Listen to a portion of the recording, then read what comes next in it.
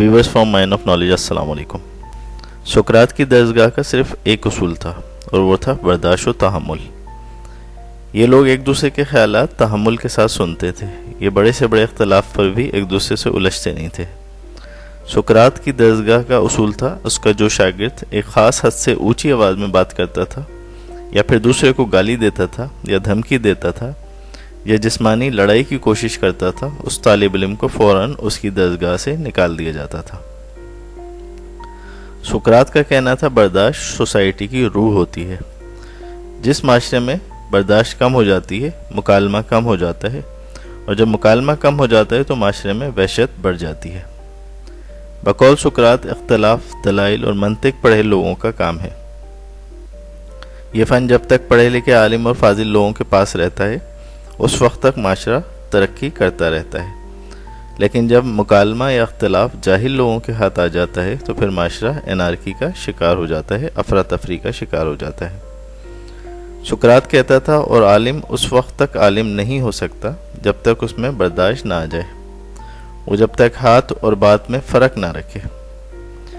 यानी सब्र व तहम्मुल कामयाबी का अहम तरीन नुस्खा है और अज़मत की तरफ जाने का पहला उसूल भी, क्योंकि अगर ये बुनियादी बस जिसके अंदर मौजूद ना हो वो सुकरात के असूल के मुताबिक ना तो इल्म हासिल करने के लायक है और ना ही आलिम बनने के लायक है।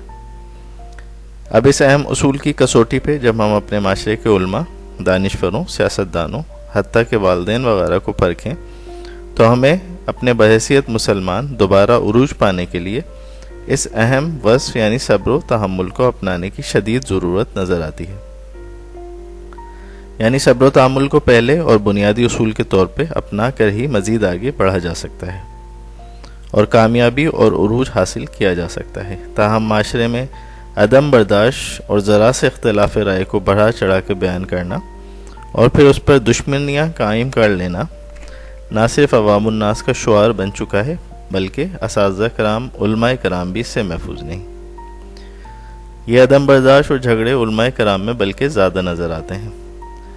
फ़रोई या इज्तिहादी मसाइल पे जिस तरह मोअज़्ज़िज़ उलमाए कराम आपस में बाहिम दस्तो गिरबान नज़र आते हैं, वक्तन फ़वक्तन वो माशरे के अहम किरदार की तरबियत का अक्कास है, वो किरदार जो ख़ुद माशरे की तरबियत के ज़िम्मेदार हैं। इस तरह वालिदैन औलाद को अपनी मिल्कियत समझते हैं और उनकी शरारतों पे बाज़ औक़ात आपे से बाहर होकर सराए आम उनकी तौहीन व तज़लील करते रहते हैं। इसी तरह यही बच्चे जब बड़े होते हैं तो उनके अकायद व नज़रियात और उनके नुक्ता नज़र के अख्तलाफ को नाफरमानी समझकर रद्द कर दिया जाता है और उनकी राय को नाक़िस समझा जाता है और हकारत से मुस्तरद कर दिया जाता है।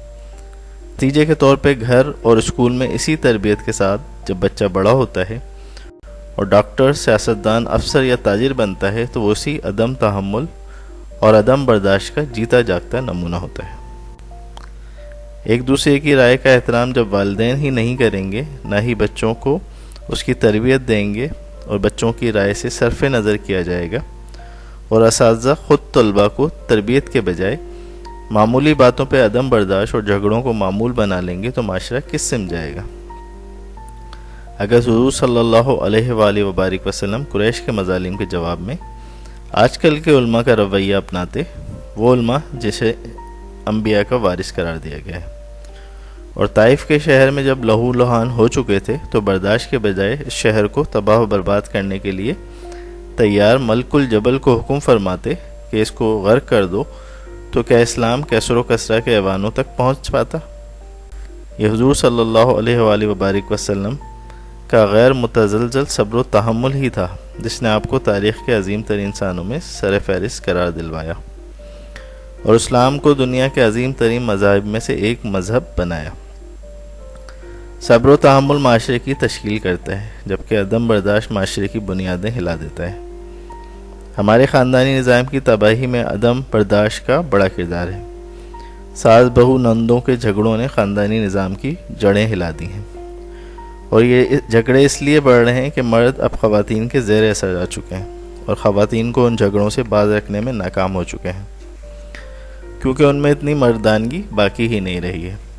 अदम बर्दाश्त इस कदर बड़ा है कि लोग जॉइंट फैमिली सिस्टम को पसंद नहीं कर रहे और अलहदा रहने को तरजीह दे रहे हैं। معمولی باتوں پہ حسد اور نفرت کے زیر اثر اپنی اپنی 1.5 اینٹ کی مسجد ہر کوئی بنا کے بیٹھا ہے۔ یہ احساس کیے بغیر کہ نا اتفاقی آپ کو کمزور کرتی ہے نہ کہ کامیاب بناتی ہے۔ سیانے ایسے نہیں کہہ گئے کہ اتحاد میں برکت ہے۔ جو قوم گھر میں ہی متحد نہ ہو وہ جنگوں اور مصائب کے وقت کیسے متحد اور اکٹھی ہو سکتی ہے، اور جو متحد نہ ہو اس کا حشر تاریخ میں ہر جگہ مذکور ہے۔ خصوصاً مسلمان جب متحد نہیں تھے تو منگولوں نے اور دوسری طاقتوں نے جو ان کے ساتھ حشر کیا وہ سب کے سامنے ہے۔